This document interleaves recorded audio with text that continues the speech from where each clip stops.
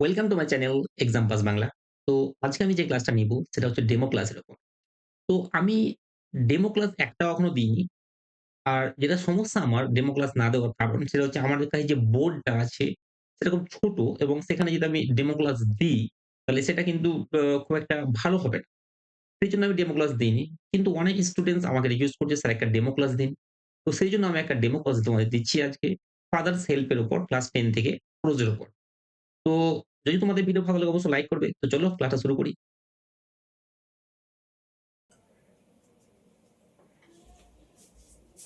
Good morning students, how are you? I hope you all are doing well. আমি আশা করি তোমরা সকলে ভালো আছো। Students, today, what day is it today? 6th October. Okay, thank you. So today is 6th October.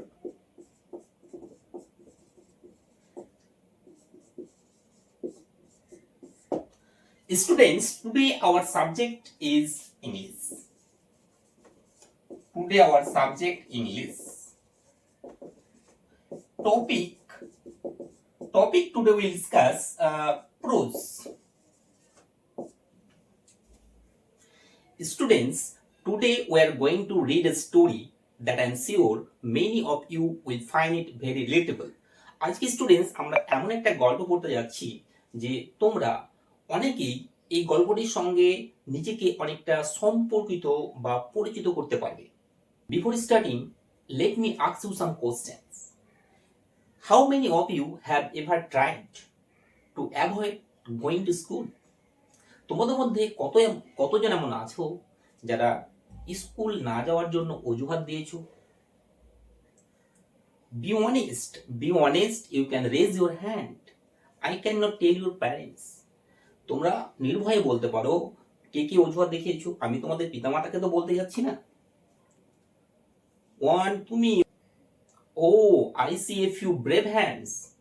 তো don't worry, we have all done that at least once, right? Sometimes we told our parents I have a headache, কখনো আমরা বলি আমাদের মাথা ব্যথা করছে, কখনো বলি my stomach is aching, কখনো বলি it is raining heavily, how can I go to school, কখনো আমরা বলি যে খুব বৃষ্টি হচ্ছে, কি গোটা আমরা স্কুল যাব।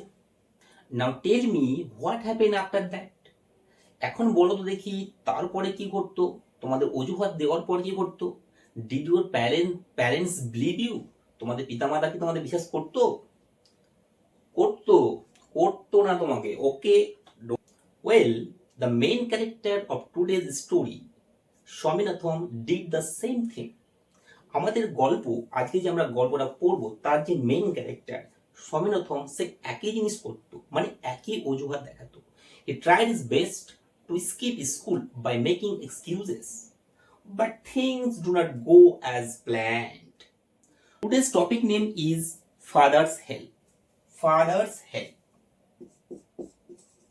Father's Help. Written by R.K. Narayan. R.K. Narayan. তো আজকে যে টপিক তার নাম হচ্ছে ফাদার সেল, যেটা লিখেছিলেন R K Narayan. R K Narayan is one of the most popular Indian writers. His writings are very simple and full of life and real life. Okay, Father Cells is centered around a boy named Swaminathan. Father's সেল গল্পটি একটা ছেলেকে কেন্দ্র করে যার নাম হচ্ছে Swaminathan. He made excuses, সে অনেক অজুহাত করেছিল for not going to school, school না যাওয়ার জন্য। His mother accepted the proposal, যদিও তার মা প্রস্তাবটা মেনে নিয়েছিল, but his father did not. So things did not go as planned. Thus lying in bed, Swami realized with a shudder that it was Monday morning. মানে বিছানায় শুয়ে স্বামী এটা ভেবে কেঁপে উঠল যে এটা বা আজকে সোমবার সকাল। তো while resting on the bed, Swami realized that it was Monday morning. It looked as though only a moment ago it was Friday. কিছু মুহূর্ত আগে তার মনে হয়েছিল এটা শুক্রবার। অলরেডি মন্ডে ইজ হিয়ার, কিন্তু ইতিমধ্যেই সোমবার হাজির। He hoped he did not have to go to school, সে আশা করেছিল তাকে স্কুল যেতে হবে না। তো আমরা দেখি ইম্পর্টেন্ট ওয়ার্ড, ফার্স্ট লাইনে যদি আমরা ইম্পর্টেন্ট ওয়ার্ড দেখি, তো laying in bed Swami realized with a sadder. তো ফার্স্ট ইম্পর্টেন্ট ওয়ার্ড রিয়ালাইজড। তো realised, REALIZED, realized. Realized, what is the meaning of the word? তো realized means understood. Understood. Realized means understood. তো realized actually কোন ফর্মে আছে? তো past indefinite মানে past ফর্মে আছে। কি ফর্মে আছে? past। তো present form of realized is realize, REALIZED. তো which part of speech is it? Which part of speech is it? তো realize কোন part of speech এর মধ্যে পড়ছে? না, তো realize is a verb. Realize is a verb. Students, can you tell me, তোমরা কি বলতে পারো what is verb? Yes, good. Thank you. Sit down.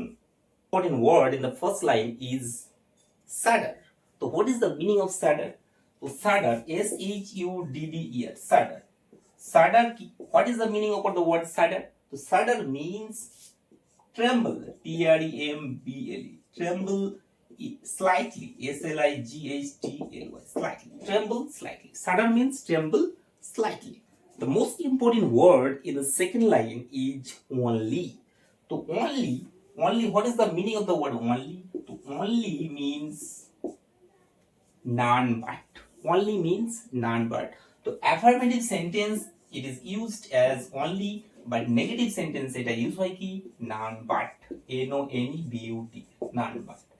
তো affirmative sentence only ইউজ হয়, but none but ইউজ হয় নেগেটিভ সেন্টেন্স। তারপরে যদি আমরা টেক্সটটা পড়ি, তো কি আছে দেখো, at 9 o'clock Swaminathan ওয়েলড, I have a headache. 9টার সময় স্বামীনাথন কাঁদো কাঁদো অবস্থায় বলল, আমার মাথা ব্যথা। Mother generously suggested that Swami might stay at home. মা খুব দয়ার সঙ্গে বলল বা প্রস্তাব দিল স্বামী বাইরে থাকুক। At 9:30, when he ought to have been in the school prayer hall, 9:30 যখন তার স্কুল প্রেয়ার হলে থাকার কথা, Swami was lying on the bench in mother's room.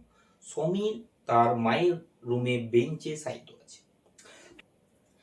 তো এই যে সেন্টেন্সটা আমরা পড়লাম, at 9 o'clock Swaminathan wailed, I have a headache. তো স্বামীনাথন ওয়েল্ড,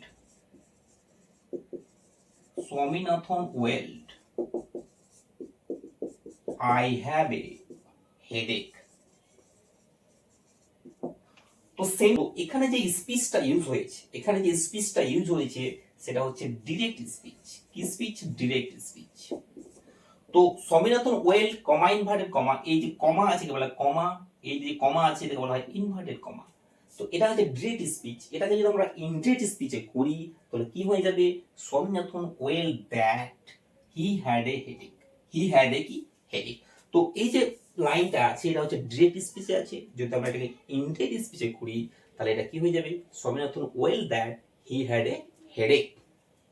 তারপর আমরা দেখব যে স্বামী was lying on the bench.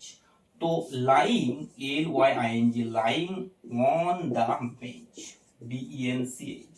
তো এই যে প্রিপোজিশনটা আমাদের ইউজ হয়েছে, এটা হচ্ছে ওয়ান। তো ওয়ান আমাদের কখন ইউজ হয়? প্রিপোজিশন তখন ইউজ হয় যখন কোনো কিছুর ওপরে বোঝাবে, তখন আমাদের কি হয়? ওয়ান প্রিপোজিশনটা ইউজ হয়। তারপরে কি আছে? In mother's room, in mother's room, in mother's room.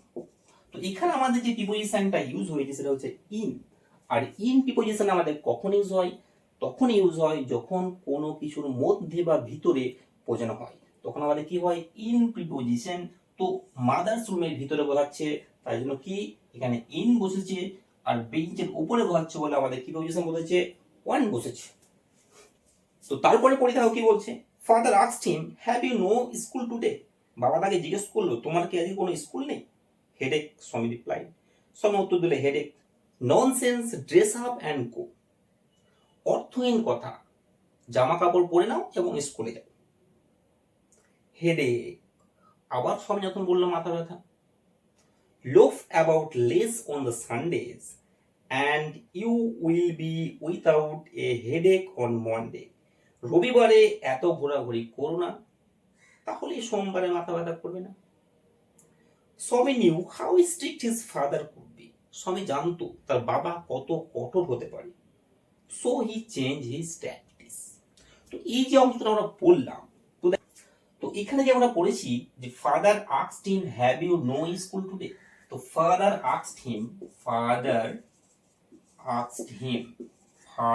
Asked him comma inverted comma have you no school today.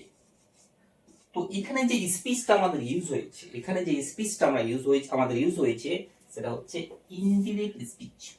তো এটাকে যদি আমরা ডিরেক্ট স্পিচে করি তাহলে কি হয়ে যাবে দেখো, ফাদার আস্কড হিম, কমার জন্য আমরা কি বসাবো, ইফ বসাবো, if he had any school that day. তাহলে টুডে থাকলে আমাদের কি হয়, টুডে থাকলে আমাদের ইনডিরেক্ট স্পিচে দ্যাট হয়ে যায়। ওকে, তো এখন স্টুডেন্ট আমাকে বলো তো, ওয়াজ সমি রাইট ইন ডুইং সো? সমি কি এই মিথ্যা কথা বলে বা অজুহাত করে ঠিক করেছিল? কি বলছো? ঠিক করেনি। Okay, thank you. আরেকটা question, was his father was right to insist him on going to school? তার বাবা কি ঠিক ছিল তাকে বারবার স্কুল যাওয়ার জন্য বাধ্য করাতে? কি বলছো? রাইট। ওকে, ঠিক। তো স্টুডেন্ট বলো তো, এই গল্প থেকে আমরা কি শিখলাম? আমরা এই গল্প থেকে কি শিখলাম? The story reminds us that, story থেকে আমরা এটাই শিখলাম that truth is always better than making excuses. সত্য সবসময় অজুহাত করার থেকে অনেক বেটার। তো আজকের ক্লাস এ পর্যন্ত থাকছে। Thank you.